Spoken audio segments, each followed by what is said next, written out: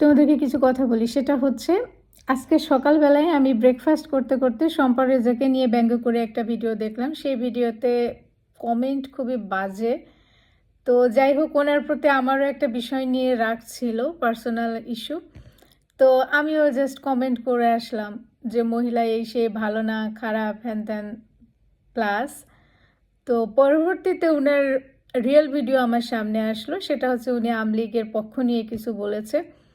ঠিক আছে, উনি ওনার ভঙ্গিমায় কথাগুলো বলে, ওনার একটা পার্সোনাল ভঙ্গিমা আছে, বাট কথাগুলো কিন্তু সে খারাপ বলেনি।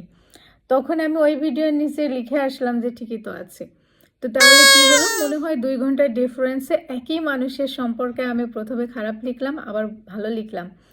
তো সোশ্যাল মিডিয়ার দর্শকগুলো না এরকম, লাইক শাকিব খানকে একটা ভিডিওর নিচেই ভালো বলছে, আবার ওই মানুষটা আরেকটা ভিডিওর নিচে যে খারাপ বলছে। সবথেকে মুদ্রা কথা হচ্ছে এই যে আমরা মানুষগুলো ডিপ্রেশনে ভুগছি, নিজের পার্সোনাল লাইফে সমস্যা নিয়ে ভুগছি, এরা সোশ্যাল মিডিয়াতে এসে নিজের মনের আক্রোশ, ক্ষোভ এগুলা ঝাড়তে থাকি। এটা আমি নিজের এক্সপিরিয়েন্স থেকেই বলছি, কারণ এর মধ্যে আমিও একজন পড়ি।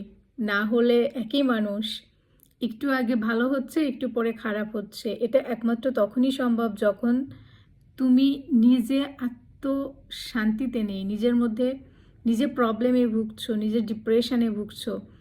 তো তোমাদেরকে যারা এই যে সোশ্যাল মিডিয়ায় এসে গালিগালাজ করছে বা বিভিন্ন নোংরা কথা বলছে, জেনে নিও এদের মধ্যে বেশিরভাগ মানুষই মানসিক অশান্তিতে আছে।